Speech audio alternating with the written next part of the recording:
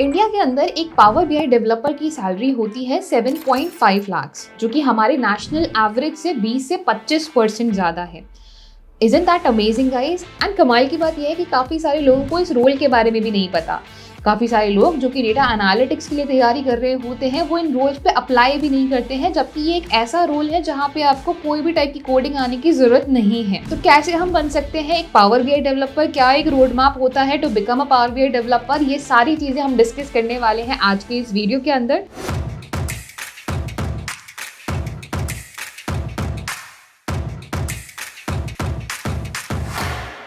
So hello everyone and a very warm welcome to WS Cube Tech. My name is Ayushi Jain and guys, मैंने काफ़ी सारे job description को go through किया है, जिसमें हमने डिलॉयट का जॉब डिस्क्रिप्शन देखा, TCS का पावर बीआई डेवलपर का जॉब डिस्क्रिप्शन देखा।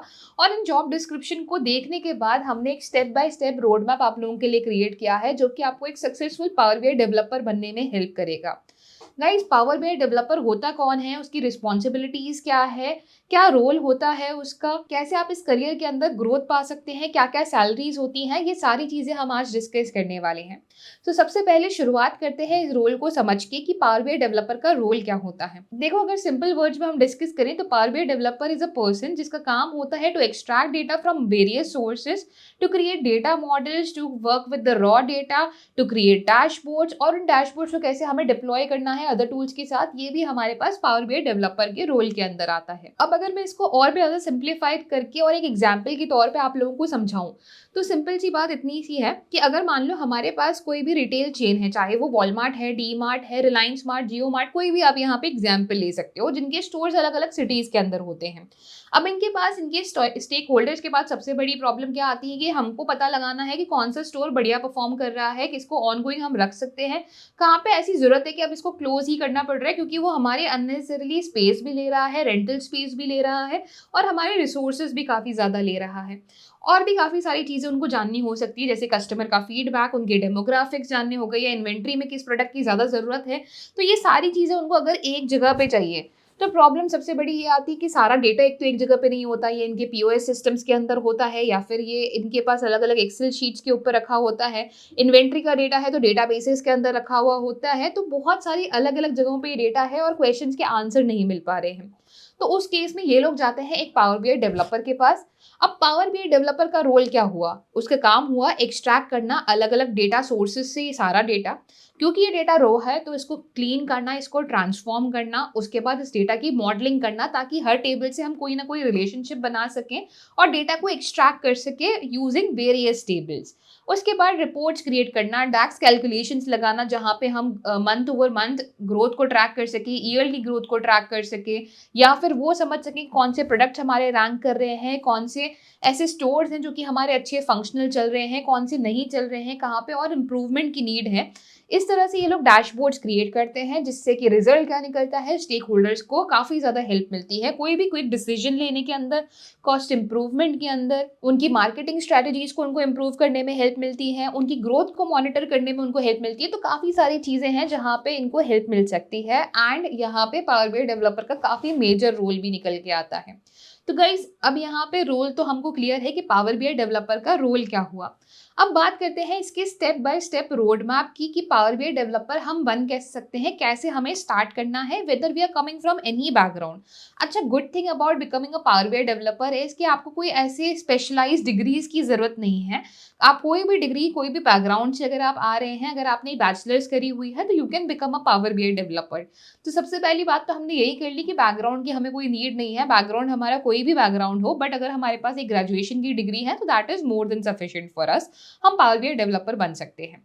बट अब स्टार्ट कैसे करना है, कैसे कैसे ग्रेजुअली आगे बढ़ना है, इसको वन बाय वन डिस्कस करते हैं। अब इसमें नंबर वन स्टेप जो कि हमारे पास आता है वो है to build a strong foundation in data and business intelligence. इसके अंदर हमारे पास क्या हुआ, जैसे कि बिजनेस इंटेलिजेंस टूल्स होते हैं, कौन कौन से टाइप्स के होते हैं ये आप जानिए, क्या क्या इनके अंदर डिफरेंसेस होते हैं उसको आप बस समझिए। उसके अलावा डिसीजन मेकिंग कैसे इंपॉर्टेंट है, इन सब चीज़ों को हमें समझना होता है। अपने अपने आप को अलग अलग टर्म से आप फैमिलराइज कर सकते हैं, जैसे कि ईटीएल क्या होता है, डेटा वेयर हाउसिंग क्या होता है, डेटा लेक्स क्या होते हैं, इनके बारे में हमें थोड़ी सी इन्फॉर्मेशन जाननी होती है। इन टर्म से आप अपने आप को फैमिलराइज कर लेंगे तो वो भी आपके लिए काफ़ी आसान हो जाएगा। आप बेसिक इंटरप्रिटेशन करना स्टार्ट कर सकते हैं कि एक सिंपल सा कोई भी डेटा आपने लिया और उसके ऊपर बेसिक एनालिसिस, जो कि आप अगर एक्सेल से ऑलरेडी फ़ैमिलियर हैं, तो एक्सेल पे स्टार्ट कर सकते हैं, या फिर आप एसक्यूएल को भी थोड़ा-थोड़ा सीखना स्टार्ट कीजिए, क्योंकि एसक्यूएल के अंदर कैसे रिलेशनल मॉडल बनते हैं, प्राइमरी की क्या होती है, फॉरेन कीज़ क्या होती है, कैसे कैसे आप एक बेसिक क्वेरीइंग कर सकते हैं, ये भी इम्पोर्टेंट है। पावर बीआई रोल्स के अंदर, पावर बीआई डेवलपर रोल्स के अंदर ऐसा भी हो सकता है कि आपसे एसक्यूएल की क्वेश्चंस पूछे जाएँ, क्योंकि डेटा को रिट्रीव करने के लिए हो सकता है वो लोग एसक्यूएल का यूज़ कर रहे हों, तो आपको एसक्यूएल आनी भी ज़रूरी है। तो यहीं से अगर हम डेटा की फ़ैमिलियरिटी के बारे में बात करें, तो वो आप शुरुआत ही वहीं से करें कि डेटा किस तरह से बिल्ड हो रहा होता है, कैसे डेटा मॉडल किया जाता है, प्राइमरी कीज़ क्या होती है, फॉरेन कीज़ क्या होती है, बेसिक हम सीक्वल के अंदर ऑपरेशंस कैसे कर सकते हैं, या फिर आप एक्सेल के अंदर भी इंटरप्रिटेशन करना सीख सकते हैं कि कैसे हम लोग स्मॉल पिवट टेबल्स बना सकते हैं, कैसे हम एक बड़े डेटा से काफ़ी समराइज करके छोटी-छोटी इनसाइट्स निकाल सकते हैं, जो कि हमारे लिए हेल्पफुल हो सकती हैं।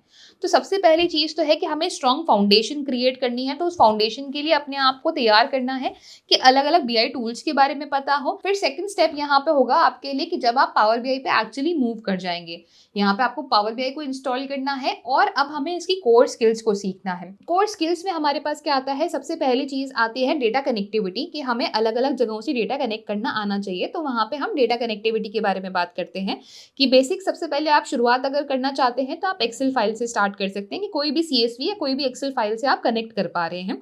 कनेक्ट करने के बाद आपको सेकंड चीज़ सीखनी है पावर क्वेरी एडिटर के बारे में। हमारे पास पावर बीआई के अंदर होता है पावर क्वेरी एडिटर, जो कि रॉ डेटा को ट्रांसफॉर्म करने में काम में आता है, कि अगर आपके पास कोई भी रॉ डेटा है जहाँ पे नल वैल्यूज है, डुप्लीकेट ऑफ डेटाज हैं, तो उस केस में पावर क्वेरी एडिटर हमें हेल्प करता है। इसके अंदर एम क्वेरी नाम की लैंग्वेज यूज की जाती है, जो कि डेटा क्लीनिंग एंड प्रोसेसिंग के लिए हेल्पफुल होती है। आप वहाँ पे एग्जिस्टिंग जो बटन्स हैं उनके बारे में भी सीख सकते हैं। एट द सेम टाइम अपने आप को फैमिलराइज कर सकते हैं एम क्वेरी के साथ, कि एम क्वेरी किस तरह से वर्क करती है। वो बड़े डेटा को ऑप्टिमाइज करने में भी आपको काफ़ी ज़्यादा हेल्प कर सकती है। तो एम क्वेरी को आपको थोड़ा बहुत फैमिलराइज होना है कि एम क्वेरी है क्या, किस तरह से एम क्वेरी वर्क करती है, कैसे हम उसके बेसिक यूज केसेस ले सकते हैं, तो अपने आप को उसके साथ भी प्रिपेयर करना है। आफ्टर पावर क्वेरी एडिटर आता है डेटा मॉडलिंग। डेटा मॉडलिंग के बारे में आपको समझना है कि डेटा मॉडलिंग किस तरह से की जा सकती है, कौन-कौन सी टाइप की कार्डिनैलिटीज़ होती है, फ़िल्टर फ्लो डायरेक्शन के बारे में समझना है। पावर बीआई में बोथ साइड होता है, तो किस टाइम पे हमें बोथ साइड डायरेक्शंस को यूज़ करना है, तो वो आपको डेटा मॉडलिंग के अंदर सीखना पड़ेगा। कौन-कौन से टाइप ऑफ डेटा मॉडल्स होते हैं, स्टार स्कीमा, स्नोफ्लेक स्कीमा, इनके बारे में भी अगर आपको बेसिक फ़ैमिलियरिटी मिल जाए, तो वो भी आपके लिए काफ़ी अच्छा होगा।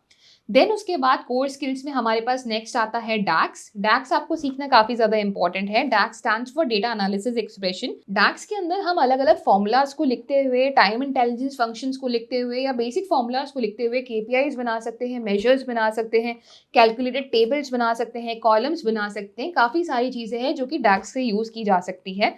ऑल्सो आपकी इंटरव्यूज़ के अंदर भी डैक्स काफ़ी ज़्यादा वेटेज देगा, तो डैक्स को भी हमें काफ़ी अच्छे से प्रिपेयर कर लेना है। एंड देन आता है विजुअलाइजेशन का पार्ट, जिसमें आप बेसिक विजुअलाइजेशन से अपने आप को फैमिलियराइज कर सकते हैं। कौन-कौन से टाइप्स ऑफ चार्ट्स होते हैं, किन-किन टाइम पे कौन-कौन से टाइप के चार्ट्स को यूज़ किया जा सकता है, तो वो हमारी कोर स्किल्स के अंदर आ गया पावर बीआई की, कि पावर बीआई की कोर स्किल्स में हम लोग अभी एज़ ऑफ नाउ जो सेकंड स्टेप है हमारा, उसमें डिस्कस कर रहे हैं connectivity with the basic file types. Second हमारे पास आया पावर क्वेरी एडिटर, जिसमें एम क्वेरी लैंग्वेज आती है। थर्ड आपका डेटा मॉडल है। फोर्थ आपके पास डैक्स है, एंड फिफ्थ आप बेसिक विजुअलाइजेशन या रिपोर्ट्स क्रिएट करना स्टार्ट करें। ये चीज़ें अगर आप सीखेंगे तो आपके लिए काफ़ी हेल्पफुल हो जाएगा। इसके लिए आप multiple different types of data sets भी यूज़ कर सकते हैं। अलग-अलग प्रोजेक्ट्स होते हैं जो कि यूट्यूब पे भी अपलोडेड हो सकते हैं, तो उनसे भी आप थोड़ी-सी लर्निंग में हेल्प ले सकते हैं कि किस तरह से आप अपने आप को इन स्किल्स के साथ फ़ैमिलियराइज़ कर सकते हैं।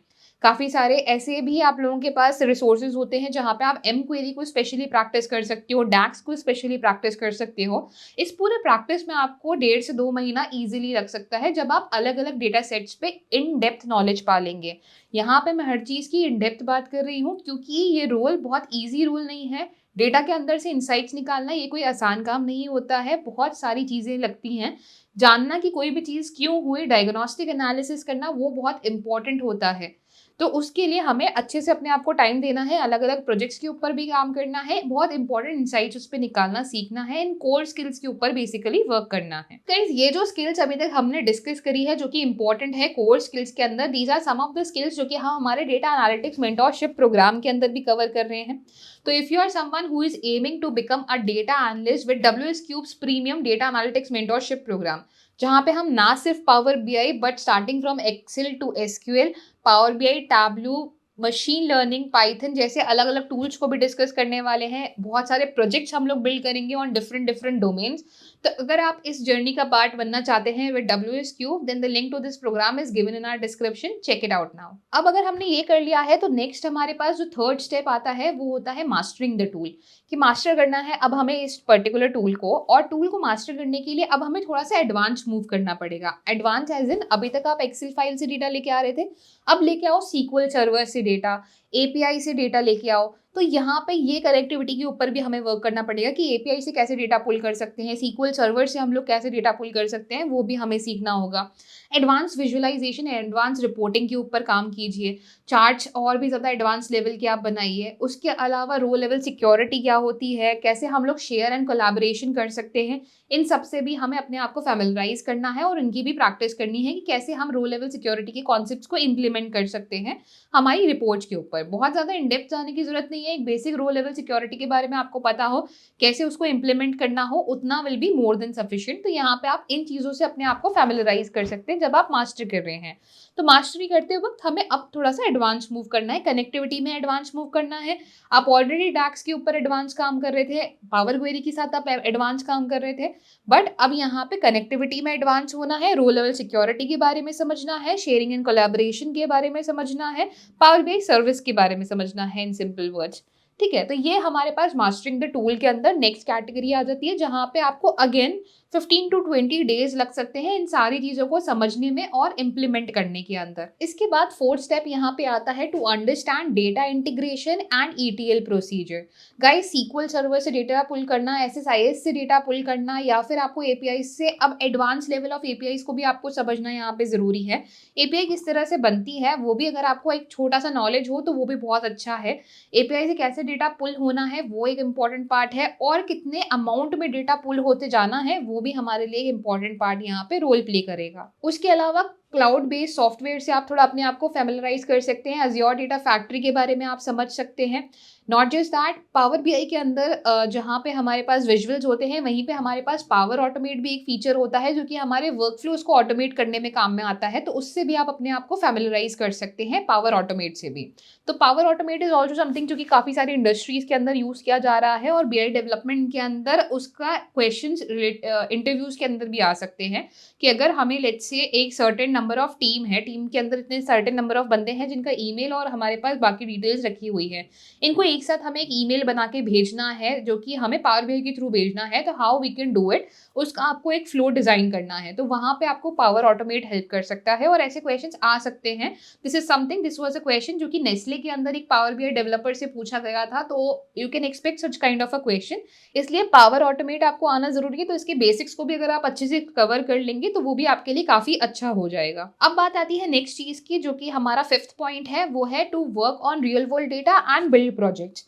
अभी तक आपने बनाए होंगे basic projects, but for a role of a BI developer आप थोड़े एडवांस प्रोजेक्ट्स को टारगेट कीजिए, जहां पे आप डेटा पुल कर रहे हैं from the free APIs which are available in the market, या फिर आप गवर्नमेंट वेबसाइट्स के ऊपर से डेटा लेके आ रहे हैं जहां पे एक्चुअल रियल वर्ल्ड प्रॉब्लम को आप सॉल्व कर पा रहे हैं। तो अच्छा खासा टाइम दीजिए अपने प्रोजेक्ट्स को बिल्ड करने के लिए। यहाँ पे आपके बेसिक प्रोजेक्ट्स नहीं काम करेंगे जो कि आप यूजुअली यूट्यूब से देख के बना लेते हैं। यहाँ पे हमारे पास आते हैं एडवांस लेवल ऑफ प्रोजेक्ट्स जो कि आपके एक्चुअली स्किल्स को दिखाएंगे कि कैसे आपने SQL सर्वर से डेटा पुल किया, कैसे आपने API से डेटा पुल किया, कैसे आपने कोई भी प्रॉब्लम को सॉल्व किया है। तो जब आप डैशबोर्ड भी क्रिएट कर रहे हैं, उससे जो भी इंसाइट्स निकल रहे हैं वो भी हमारे ऐसे यूजफुल इंसाइट्स होने चाहिए जो कि किसी रियल वर्ल्ड प्रॉब्लम को सॉल्व कर रहे हो। तो उसके लिए रियल वर्ल्ड प्रॉब्लम्स के ऊपर आप काम कीजिए। डेटा चाहे आप फ्री एपीआई से पुल कीजिए, डेटा आप गवर्नमेंट वेबसाइट से लेके आइए, बट कोशिश कीजिए कि ये एक रियल वर्ल्ड डेटा हो। ऐसे काफ़ी सारे डेटा सेट्स आपको मिल सकते हैं जो कि रियल वर्ल्ड से काफ़ी ज़्यादा अलाइन कर सकते हैं। गूगल बिग क्वेरी से भी आप लोग डेटा पुल करके लेके आ सकते हो, वहाँ से भी आप काफ़ी अच्छे प्रोजेक्ट बिल्ड कर सकते हैं। सो दीज़ आर सम एग्जांपल्स जो कि मैं आपको यहाँ पे दे रही हूँ कि कैसे आप अलग-अलग जगह से डेटा पुल करके प्रोजेक्ट्स क्रिएट कर सकते हैं, जो कि आपके पोर्टफोलियो की वैल्यू को और ज़्यादा बढ़ाएँगे।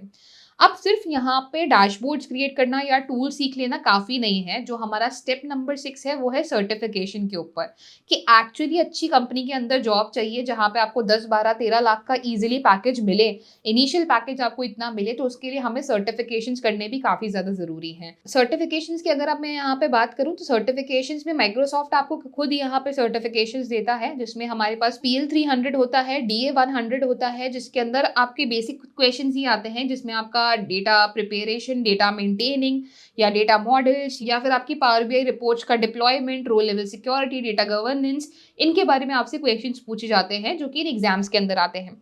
एग्जाम्स कंपैरेटिवली थोड़े से कॉस्टलियर होते हैं और इनको अगर आप देते हैं तो इनकी सर्टिफिकेशन की काफ़ी ज़्यादा वैल्यू होती है। तो फोकस कीजिए कैसे आप इनकी सर्टिफिकेशन पा सकते हैं। यहाँ पे मैं 2 एग्जाम्स बता रही हूँ, डीए 100 एंड पीएल 300, जिनके ऊपर आप काफ़ी अच्छे से फोकस कर सकते हैं और थोड़ा बहुत और रिसर्च करेंगे तो आपको और भी काफ़ी सारे एग्जाम्स देखने को मिलेंगे। But these are the ones which are from Microsoft और इनकी वैल्यू काफ़ी अच्छी खासी होती है। तो पावर बीआई डेवलपर के लिए अगर आप पीएल 300 या फिर डीए 100 भी कर लेंगे तो that would be more than sufficient, और ये आपकी रिज्यूमे की वैल्यू को और भी ज़्यादा बढ़ा देगा। साथ ही साथ आपको एक बेटर सैलरी मिलने की भी चांसेस हो सकते हैं। कुछ कंपनीज की रिक्वायरमेंट होती है कि आपको क्लाउड बेस्ड सर्विसेज के साथ काम करना आता हो, तो आप बेसिक अज्योर सर्टिफिकेशन जो कि माइक्रोसॉफ्ट देता है, उनके ऊपर भी आप काम कर सकते हैं। उनकी डिटेल्स भी यहाँ पे स्क्रीन पे मेंशन्ड है, आप इन्हें भी चेकआउट कर सकते हो। तो गाइज, अब नेक्स्ट बारी यहाँ पे 7th पॉइंट की आती है, टू बिल्ड अ पोर्टफोलियो और अ रिज्यूमे। आप कोई भी वेबसाइट पे जा सकते हैं, अपना पोर्टफोलियो क्रिएट कर सकते हैं। आप गिटहब पे भी अपना पोर्टफोलियो क्रिएट कर सकते हो। GitHub is more professional of a website. और अगर आप कहीं पे चाहते हैं कि आपकी कोई विजुअल आपके जो भी आपने डैशबोर्ड बनाया है वो विजुअली दिखे, तो उसके लिए आप अलग अलग वेबसाइट्स को चेकआउट कर सकते हो, जहाँ पे आप अपने पोर्टफोलियो बना सकते हो। दूसरा, रिज्यूमे बनाना भी काफ़ी इंपॉर्टेंट है, जो कि एटीएस फ्रेंडली हो। पोर्टफोलियो में यहाँ पे ज़्यादा वेटेज दूंगी, क्योंकि this is a kind of a work जो कि दिखना भी चाहिए। आपकी डैशबोर्ड्स दिखनी चाहिए कितनी सिंपल, एलिगेंट या फिर अच्छी डैशबोर्ड्स आपने क्रिएट करी हैं, तो इसलिए पोर्टफोलियो तो बनाना है ही सही। रिज्यूमे के साथ उस पोर्टफोलियो को अटैच भी करना है कि रिज्यूमे के अंदर भी वो पोर्टफोलियो का लिंक हो, प्लस आपका रिज्यूमे एटीएस फ्रेंडली हो। इस चीज़ पे हमें बहुत ज़्यादा फोकस करना है। एटीएस फ्रेंडली रिज्यूमे के काफ़ी सारे टिप्स एंड ट्रिक्स होते हैं, जिसमें आपको फॉन्ट साइज को कंसिस्टेंट रखना होता है, अपने एक्सपीरियंस को रिवर्स क्रोनोलॉजिकल ऑर्डर में जमाना होता है। एक्सपीरियंस नहीं है तो एजुकेशन रिवर्स क्रोनोलॉजिकल में जमाओ। आपके प्रोजेक्ट्स को बहुत अच्छे से रिप्रेजेंट करो, क्वांटिफाई करो अपने प्रोजेक्ट्स को कि कितना ये एम कर रहा है to optimize any of the things जो कि आप अपने स्टेक होल्डर्स को रिजल्ट्स में बताने वाले हो। ठीक है, तो ऐसी काफ़ी सारी चीज़ों के बारे में आप मेंशन कर सकते हो अपने रिज्यूमे के अंदर। नॉट जस्ट दैट, एक अच्छी सी समरी बनानी आपको होगी। जितने भी सर्टिफिकेशंस होंगे उनको भी आप एट द बॉटम अटैच कर सकते हो, उनको हाईलाइट भी कर सकते हो, क्योंकि वो इंपॉर्टेंट सर्टिफिकेशंस होंगे अगर आपके पास डीए 100 या फिर पीएल 300 का सर्टिफिकेशन है तो दिस इज समथिंग जो कि अब हमें नेक्स्ट करना है, that is building a portfolio and a resume. Make sure कि आपका रिज्यूमे एटीएस फ्रेंडली हो। हर कंपनी आजकल एटीएस टूल्स को यूज कर रही है, and that's why ATS friendly resume होना जरूरी है। आप इसमें रिज्यूमे वर्ड या फिर जॉब स्कैनर पे जाके अपने रिज्यूमे को स्कैन करा सकते हैं, चेक कर सकते हैं कितना स्कोर आ रहा है, और इसको और एंड और बेटर बना सकते हैं। अगर मैं यहाँ पे प्रोजेक्ट्स की बात करूँ, तो कोशिश कीजिएगा प्रोजेक्ट्स आप अलग अलग डोमेन्स के बिल्ड करें।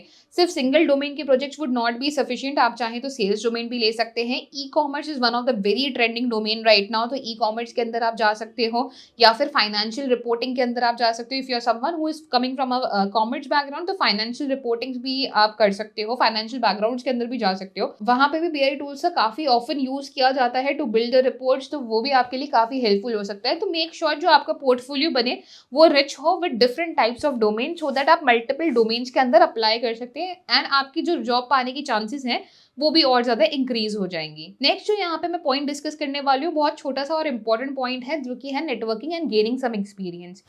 आपको नेटवर्क करना भी काफ़ी ज़्यादा इंपॉर्टेंट है। थ्रू आउट आपका जो जर्नी है वहाँ पे आप नेटवर्क करते रहिए, लोगों से ज़्यादा लोगों से बात कीजिए, ज़्यादा से ज़्यादा लोगों के साथ आप इंटरेक्ट कीजिए। The interaction could be on LinkedIn. आप लिंक्डइन पे बात कर सकते हैं लोगों से, अलग अलग कम्युनिटी इवेंट्स के अंदर आप जा सकते हैं, या फिर इवेंट्स में नहीं भी जा रहे हो तो आप अलग-अलग वर्कशॉप्स को अटेंड कर सकते हो which are related to power BI, जहाँ पे आपके नेटवर्किंग के चांसेस और भी ज़्यादा इंक्रीज़ हो सकते हैं। आप कोई कोर्स जॉइन कर सकते हो जहाँ पे अच्छी खासी कम्युनिटी हो, डिस्कॉर्ड कम्युनिटी होती है आजकल काफ़ी सारे कोर्सेज़ की, तो आप उनको जॉइन कर सकते हो, वहाँ पे लोगों के साथ नेटवर्क कर सकते हो। या फिर टेलीग्राम ग्रुप्स बने हुए होते हैं जो कि जेन्युइन हो, उनके अंदर भी आप लोग जा सकते हैं एंड वहाँ पे नेटवर्किंग कर सकते हैं।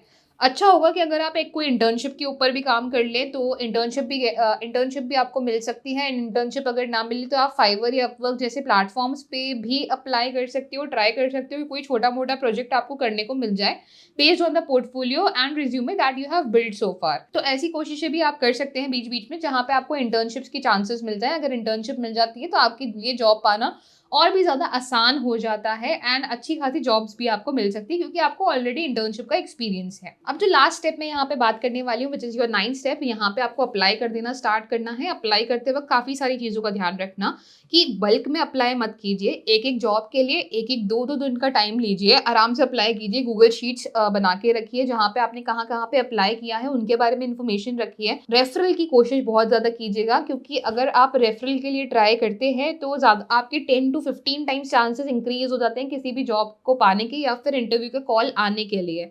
तो कोशिश कीजिए कि रेफरल के थ्रू आपको कोई जॉब मिल जाए, और रेफरल के लिए आपको नेटवर्क करना बहुत ज़रूरी होगा। तो इसीलिए मैंने नेटवर्क पे काफ़ी ज़्यादा ध्यान दिया था कि नेटवर्क आपको काफ़ी ज़्यादा से ज़्यादा करना है। At the same time referral के लिए लोगों को रीच आउट करना है। रीच आउट करने के लिए बहुत सिंपल सा तरीका है कि ऐसे मत रीच आउट करो डायरेक्टली कि मेरा नाम ये है and I want to apply in your company for the role of this and that. Start a conversation जहाँ पे आप उनके रोल को समझिए, उनको बताइए कि कैसे आप उनकी कंपनी के अंदर कोई भी वैल्यू लेके आ सकते हो। तो it should be a conversation starter.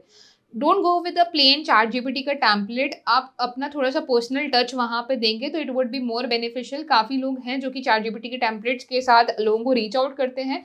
Usually they end up getting ignored. So go for some personal touch over here, जहाँ पे आप उनसे उनका एक्सपीरियंस पूछिए, उनके रोल्स के बारे में समझिए, उनकी कंपनी के बारे में समझिए एंड देन उनसे पूछिए कि अगर you will bring that much of a value to their company, तो उस केस में how they can refer you and if they can refer you और नॉट। सो ऐसी काफ़ी सारी चीज़ें हैं जो कि आप अप्लाई करते वक़्त ध्यान रख सकते हैं। प्लेटफ़ॉर्म्स काफ़ी सारे हैं guys, LinkedIn is there, Naukri is there, Instahyre is there. आप गूगल पे जाके भी सर्च कर सकते हो जॉब्स के लिए। तो प्लेटफ़ॉर्म्स काफ़ी सारे हैं। मेक श्योर कि आप स्कैम से बच के रहिए। किसी भी जॉब के लिए, किसी भी इंटरव्यू के लिए यू डोंट हैव टू पे अ सिंगल पेनी।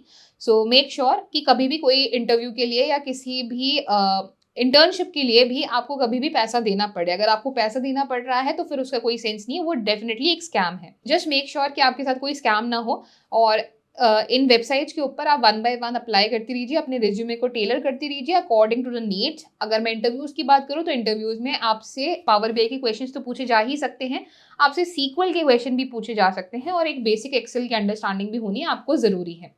तो होपफुली स्टेप बाय स्टेप जो रोड मैप हमने यहाँ पे डिस्कस किया है, ये यहाँ पे क्लियर है कि कैसे आप एक सक्सेसफुल पावर बीआई डेवलपर बन सकते हैं। सैलरी की अगर मैं बात करूँ, एक पावर बीआई डेवलपर की एवरेज सैलरी तो हमने स्टार्टिंग में डिस्कस करी थी, which was 7.5 lakh. But with the growing stage अगर हम एक फ्रेशर की बात करें तो वो कहीं ना कहीं 5-6 लाख से स्टार्ट कर सकता है, जो कि मैं रेंज की यहाँ पे बात कर रही हूँ। और 17-18 तक ये रेंज जाती है, जो कि अगेन बिगिनर्स के लिए होती है। बिगनर्स या फिर little bit of experience. 18 lakh वालों को मैं थोड़ा सा एक्सपीरियंस यहाँ पे दूंगी कि 1-2 साल का अगर आपके पास एक्सपीरियंस हो तो आप हाँ 16-17-18 लाख तक भी पहुंच सकते हैं। अगर आपके पास एक अच्छा अमाउंट ऑफ एक्सपीरियंस है, आपकी सैलरी 30-40 लाख भी जा सकती है इजीली इन इंडिया। तो होपफुली यहाँ पे ये रोड मैप और कैसे हमें यहाँ इस डेस्टिनेशन तक पहुँचना है जहाँ पे हमें एक अच्छी सैलरी मिल सकती है, ये यहाँ पे क्लियर है। होपफुली ये वीडियो आपको पसंद आई हो। अगर ये वीडियो पसंद आई है तो जरूर लाइक शेयर एंड सब्सक्राइब करें, and for more such video subscribe to our channel WSQ।